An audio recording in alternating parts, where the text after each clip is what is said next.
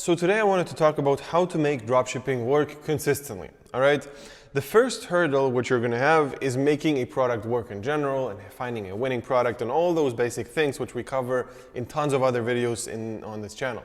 However, on this video, I actually want to talk about how to make dropshipping work in the long run and not have one really good month and then everything crashes again and then it goes up again.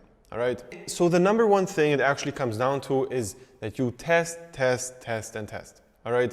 You just have to keep testing no matter what happens. So there are three things which are really important to test consistently over and over again. And let me go through all of them. All right. So number one are products. Obviously, when you have a winning product, you cannot expect that that winning product will work forever, and it's probably not gonna. You just have to keep that in mind and understand that there is a really high potential that this product is actually not gonna work forever, and you have to be prepared. And by prepared, I mean you need to have multiple winning products at the same time. So while having the winner, you're gonna test the next product until you find the next winning product, and then if the first product is going to work forever, perfect. However, if it's not going to work forever, you are prepared and immediately have the second income stream, which is not that big of a deal then because you don't lose everything if one product goes down.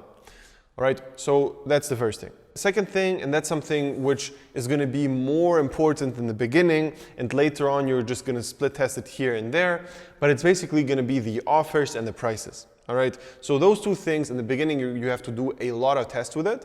But at some point, I would also retest a bunch of different offers over and over again, because in some cases, I saw that you can make the product work for much longer. And if you restructure the offer itself, for example, if you don't sell it like for a normal price, but you do some kind of buy one, get one free offer, or buy two, get one free, get free shipping, or something like that, whatever it is, like different things you're gonna additionally adds to the thing, it can actually help out like a lot. And the third thing, which is the most important one when you already have a winning product running, to actually get that one particular product work in the long term, is testing creatives.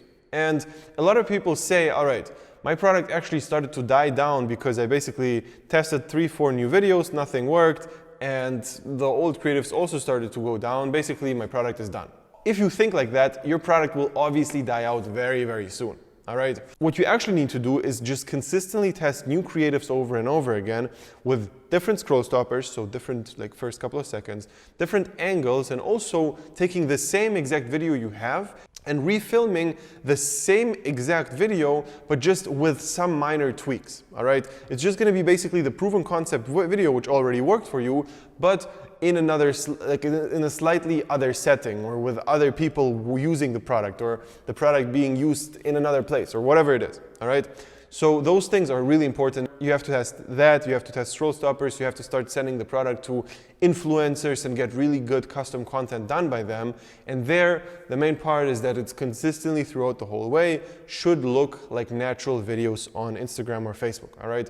The ads should not look like ads. And I would actually say that understanding that an ad shouldn't look like an ad is one of the biggest learnings you're going to make if you start to really understand what good ads are.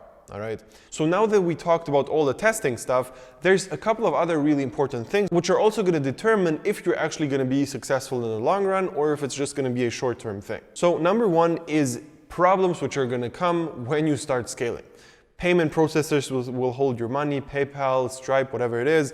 Then Facebook will ban you. Like all of those things will happen. And you just need to understand that there is a preparation process involved. You basically already know that your product will be blocked by Facebook at some point. So why not prepare for it now instead of when it's actually going to happen? And that's huge because you always have to act preemptively before the problem actually comes. If it's a Facebook block, you need to prepare Facebook accounts before the block comes. If it's creatives, you also, even though your creatives work amazing right now, I would still keep testing the next creatives because you understand that this one really good creative will die down at some point as well.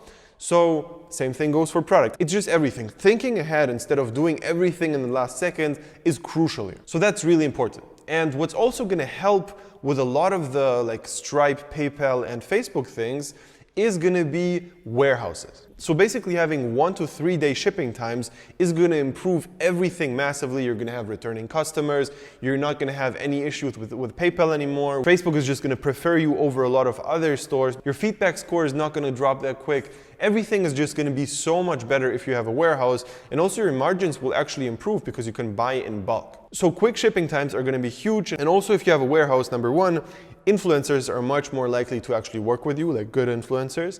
And second, you can put in notes inside of the package which will get people to return to your store. For example, what you can do is have a $10 gift card for your store inside of the package for their next order. All right, and that's just going to increase the returning customer rate drastically. So to sum things up, number one, test as much as possible. Number two is prepare yourself for the moment where problems are going to occur, and also understand that they will for sure be there. All right, have Facebook accounts set up, have multiple PayPal set up, do the things which are needed for you to basically not be dependent on only one single thing.